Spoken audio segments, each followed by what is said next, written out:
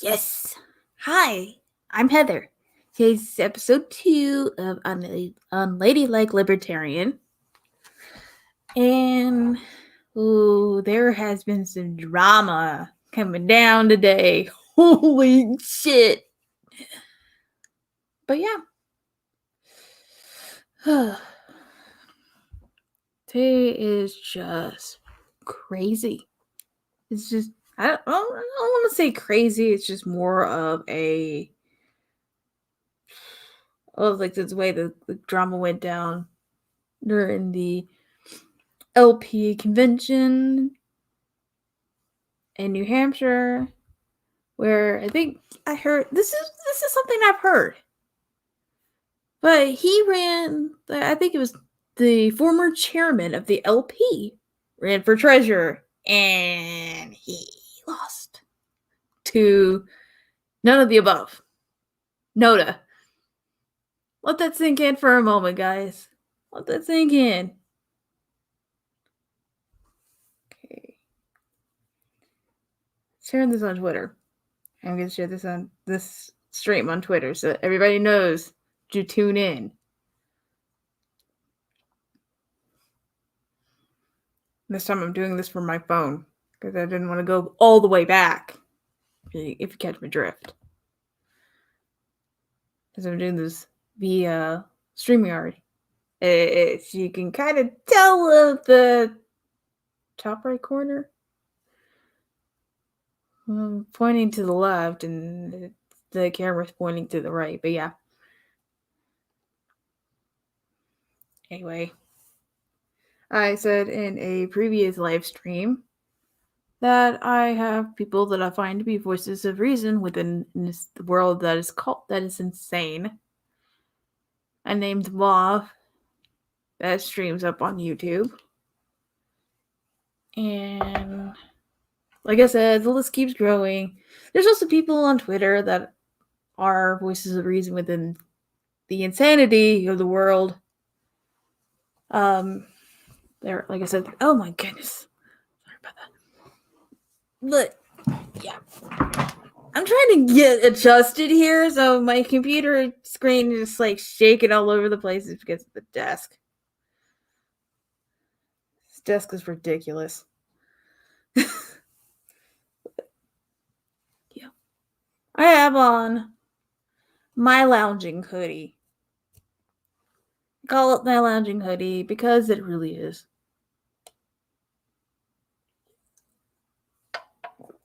It ain't coffee, but it does have caffeine in it. And this helps me focus. But anyway, where was I on this? Yeah. I mean, I think that's the only thing that I've got so far, other than, how ridiculous gas prices are out here. I know that it is $3 out here where I'm at. It's utterly ridiculous. To be honest, let me move my mic. I'm getting tired of. I was like, I'm getting distracted again, just because of the fact that I have to check Twitter to see what else is up.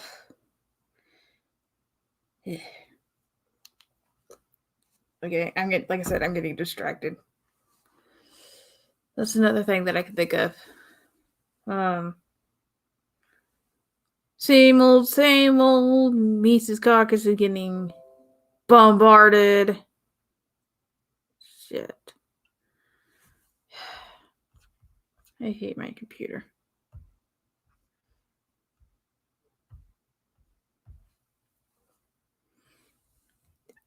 I think I apologize for that. That was I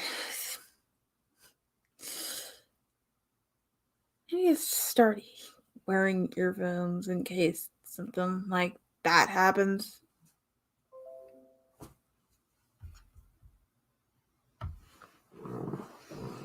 Wait, time for me to wear my earphones.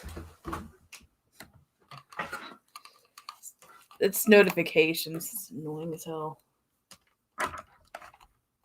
Let me just... there we go. Earphones.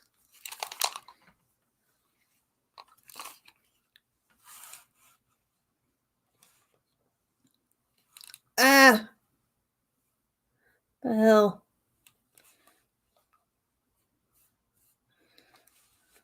There we go.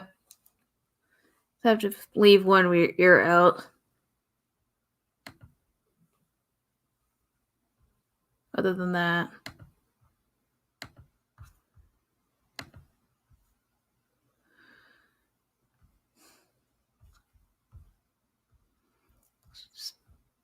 Group chat blown up. Didn't want anybody to witness that. Give me a second. There we go. There we go.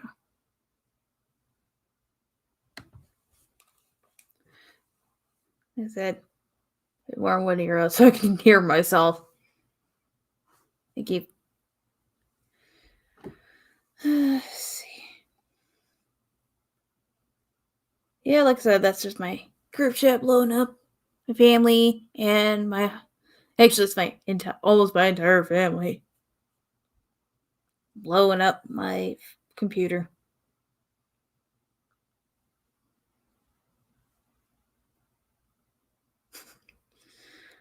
Yeah, my husband shared my brother shared a meme.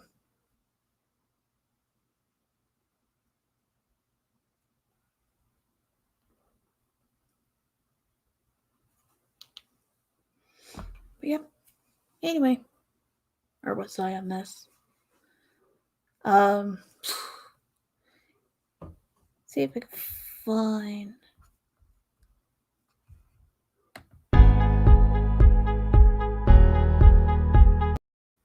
Oh, okay. I'm sorry. That's a countdown. Sorry, this is new. You'll have to forgive me for my noobness. Oh, look at that! It's Derpy. She's being derpy again. But yeah. Anyway. Oh my goodness. I'm getting distracted. I'm getting brain fog. Why didn't I write this down? I didn't write anything down. Just so we're clear. I came ill prepared. The other thing, like I said, the only thing that I have is the LP drama. Mises Caucus getting shit on again. Anything new? Other than Biden falling down the stairs and him making memes out of it, making and the internet making memes out of him? Yeah. Like I said in the previous live stream, this is like the second coming of Gerald Ford, except they're not making fun of him for it. But I noticed, like I said, I noticed Phil LeBon from All That Remains retweeting Scott Horton from 2015. His tweet said, "This is why I'm not a Republican." I know I'm probably misquoting that. That's why I'm gonna look back on which.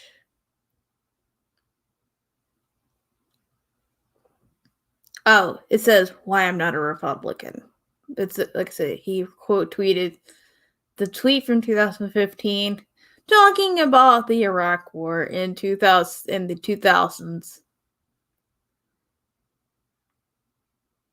And I also recently quote tweeted that and said, the anniversary of the day that my life changed. Which it did.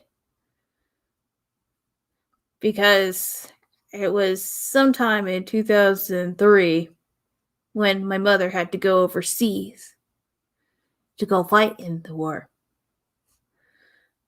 Well, I had to go through puberty with a dad that I didn't really get along with all that much.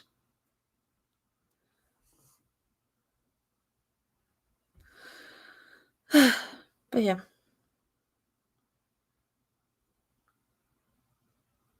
Of course, I'm sorry. I'm going through my Twitter feed.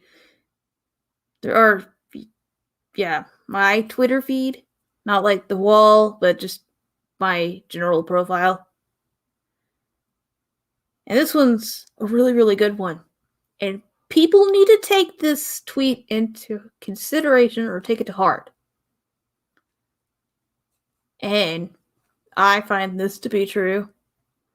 It's from Joshua Smith. It says something along the lines of, the sheep spends his whole life fearing the wolf, but in the end gets eaten by the shepherd. That's true too.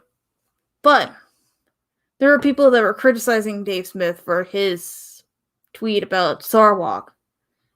And another old saying kind of points out to where this is going, I think.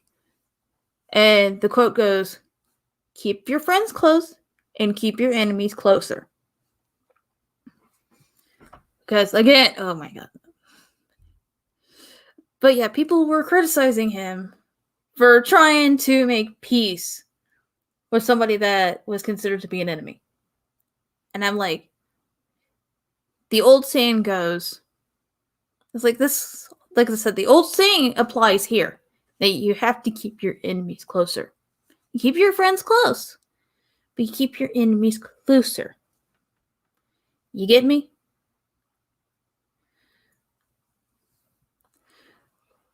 I was like, I always try to find something to correlate to where I'm going with anything, especially in an argument. Sometimes I'm wrong, and I will admit that. I will admit when I'm wrong, which is most of the time. Most of the time, I am not right. But then again, I always say that I throw a temper tantrum most of the time when I don't get, when the argument's not in my favor. I've tried to keep my cool during the argument. But, yeah. Hi, Arthur.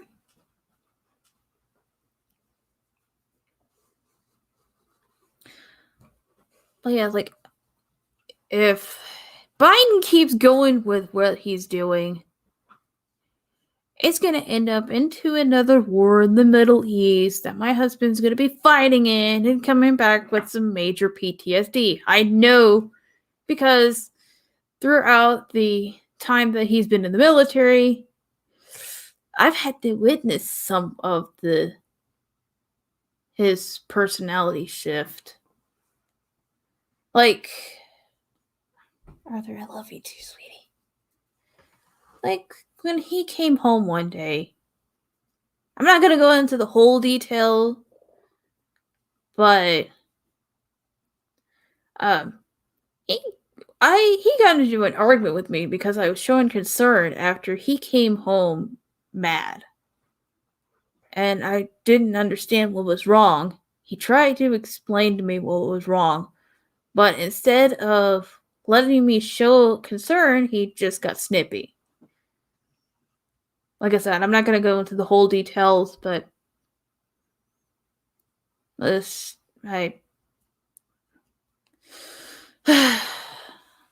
I'm going to be more concerned for him if he goes overseas to fight in the wars that that George W. Bush started, and Biden is continuing. Sorry. I don't want him to end up like my mother or my dad, for that matter. Because both of them came back different people. Especially my mother.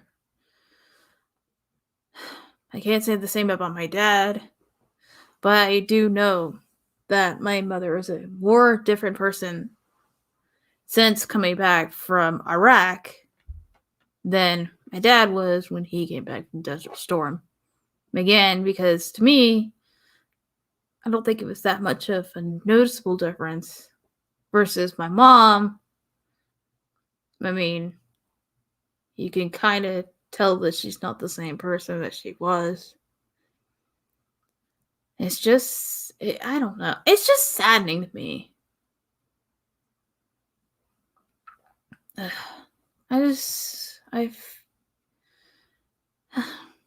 Yeah, I know, I'm getting a little sentimental over here.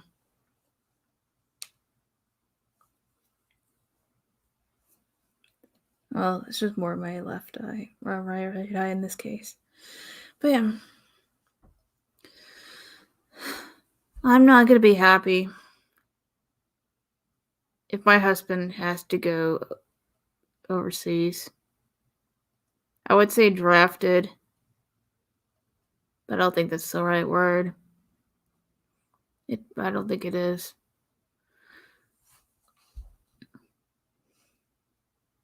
I know my brother has gone overseas too. And according to my husband, he's like, "Who's your brother? Who? Your brother's an alcoholic." I'm like, well, now that I think about it, I think it's also changed my brother. It does really fuck you up. But I've always said it doesn't just affect the soldiers, it also affects the people around them. I know my life changed dramatically. I was a teenager when what Scott Horton is calling Iraq 2 happened. I was like 15. I was 15 years old when it happened. I had to go through puberty without my mother. Had to deal with my father, who I didn't get along very well with. And the only person that I was relying on is somebody that I call a second mom, which was my mother's best friend. Actually, that and some other band parents. Some other people, including band parents.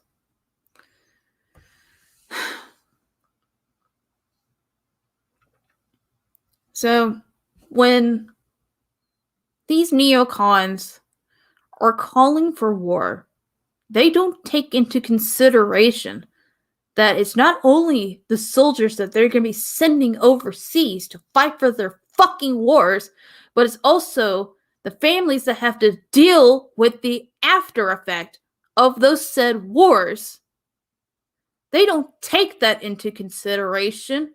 They don't take anybody into consideration because all they see is the military. They see the military as cannon fodder for their agenda. Gotta reel that back in a little bit. My blood was just boiling there for just a moment. It was just boiling there for a moment. Then I had to reel that back in. And real nice. Like, I know that, like I said, if my husband gets enlisted to war, I'm going to be greatly affected by that. But they're like, oh, it's for the sake of the country. They're going to be defending the country. No. They're fighting in a war over in the Middle East that should have never been to begin with. I'm just saying, though. I'm from a military background. I don't know. I don't know. I feel like I want to cry, but I can't cry. Just because of the fact that,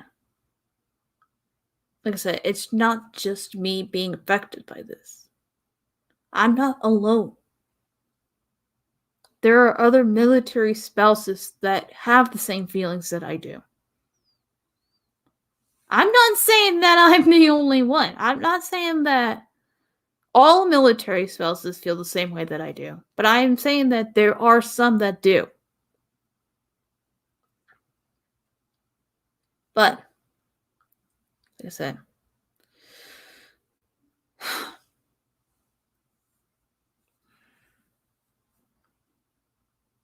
I just get so worked up because of the fact that I'm not alone in this anymore. It's not just me. I can't allow myself to be selfish. I am not allowed to be selfish anymore. But there are going to be people that say, well, you should have known what you were getting into when you married him. Yeah, no shit. I already had known that. But that doesn't change the fact that I still have strong feelings about this. I still have strong feelings about being anti-war. Because, one, life is sacred. Two, the reason why we're over there in the first place is mainly for resources. That's it. Alright, I need to move on before I continue rambling and get this so worked up, agitated state that I can't think straight. But the original reason for me starting this podcast in the first place was about really taking LGBT issues and putting a libertarian lens on it. But now it's become kind of this shift towards being the libertarian army spouse kind of view. But that's just what I think. It's like I think it has taken a slight shift. Sorry, I'm on my phone. It has taken a slight shift towards that. Being from talking about my bisexuality or just talking about LGBT issues and putting a libertarian lens on it to just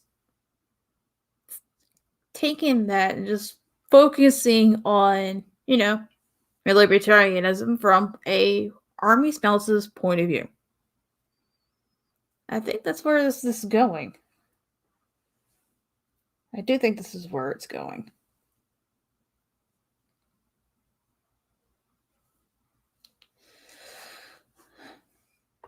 But how many people are going to listen to somebody like myself? That's what I have to think about. It's like, how many people are going to be listening to somebody who is a military spouse that also happens to be a libertarian? That's now something I have to think about. Because a lot of times, it kind of feels like the spouses are not being heard. But again, that's just my perspective. I know there are spouse podcasts out there that talks about the hardships of being a military spouse. But yeah. And the other thing about the name of my podcast, it came from the fact that I came from a Southern background. I grew up in the South. I grew up with Southern parents. Well, my mom was Southern. Maybe my dad, he came from Washington State. But still, I grew up in the South. I grew up with parents that were in the military. And yeah. The rest is history. to say the least.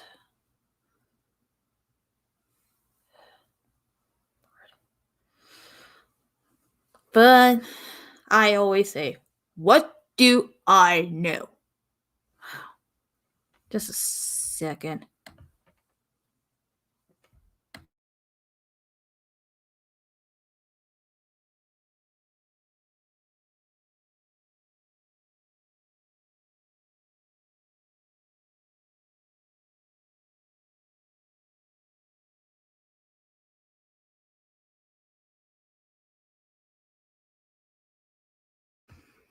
Sorry about that. I just had to move the box. I don't want anybody being doxxed. That's why I had to move it. Yeah, that was my fault for not realizing that box was there to give away his name.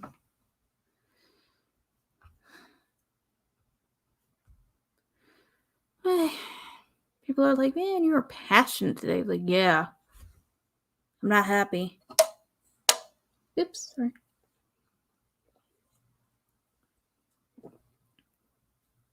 Yeah, I'm not happy.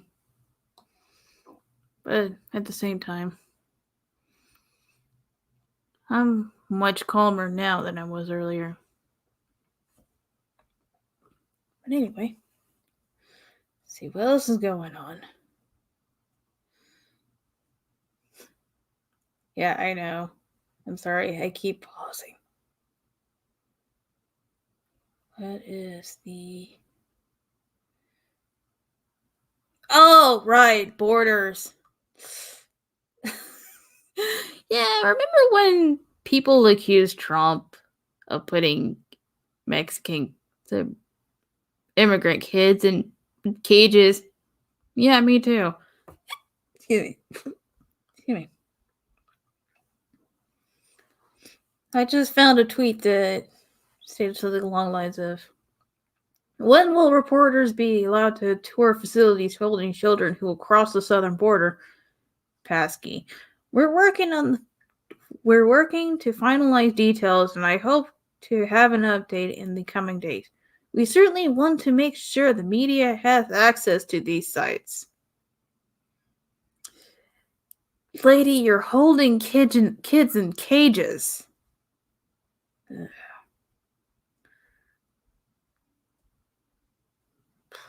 I'm sorry, my brain's turning into fog. I'm getting distracted here.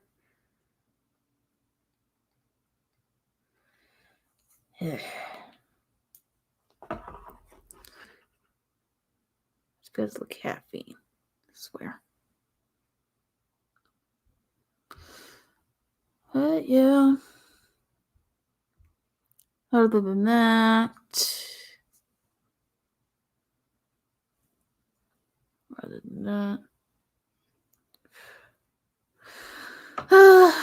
buckle up, kids. We might see gas prices rise even further in the next several months down the road, especially since Biden decided to go create more wars in the Middle East. Yay! I'm not happy about that. Just to think, it was last year. Gas was around $1 under Trump. Now it is $3 under Biden. Leftist, I hope you're happy. That's all I've got to say on that. I hope you're happy. Otherwise, y'all ain't the ones that have to pay out of your ass for gas. Not to mention the tax hike that happened about this month. But under the same breath, there are some leftists that are like, oh, it's only going to affect the rich. Yeah, you know what else was supposedly going to affect the rich? Income tax. Income tax was supposed to be a wealth tax. But it ended up fucking the middle class and lower classes. You know what wealth tax does? I'll tell you. It does not tax the rich. It fucks the middle and lower classes. So that's something to think about. That's something to think about. Hopefully, you guys learn from that. If you don't, I don't know what to tell you. Except be prepared to pay out of the wazoo for just about everything, including food. You guys really want to pay out of the wazoo for food? Ain't easy. I'll tell you that much. It's annoying. Because all of these leftists are cheering this on. It's like, real nice. But the more we strike the Middle East, the more expensive gas gets. You guys don't think about that?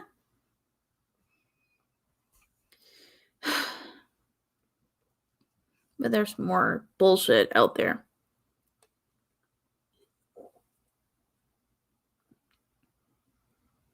But again, what do I know? I'm just a 33-year-old housewife. According to the feminists, I'm just a submissive little housewife. Well, I almost said petite, but that's not true. I mean, I'm kind of petite in frame, maybe. Well, who the hell am I kidding? I'm the furthest thing from petite. But yeah.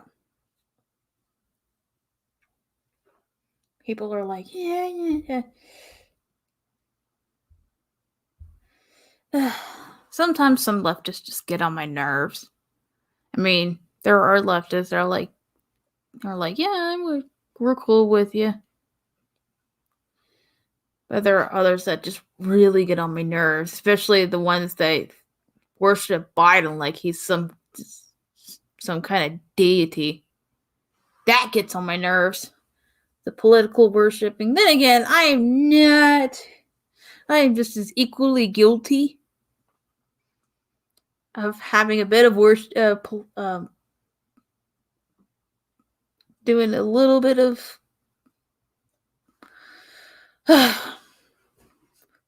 I was gonna say political worshipping, but I know at the end of the day that some of the politicians that I like are flawed, and that's fine.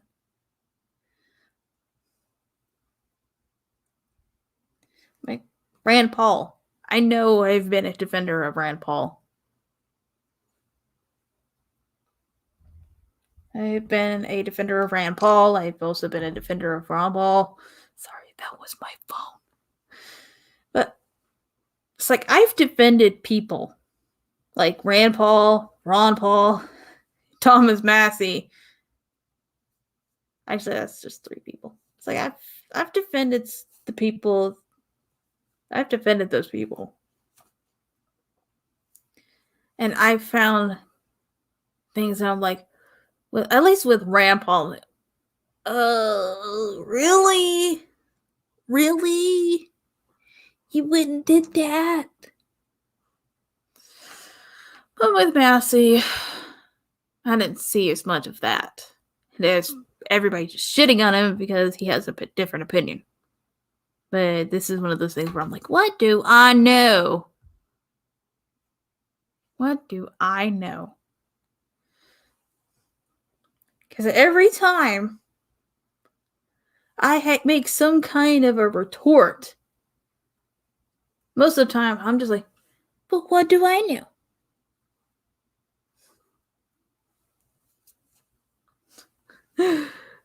Other than that,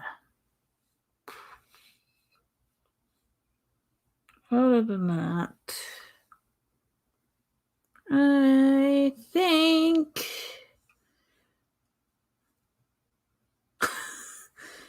yeah, brain's going to fog. There's more ranting, but I can't think of it. Can't think of it.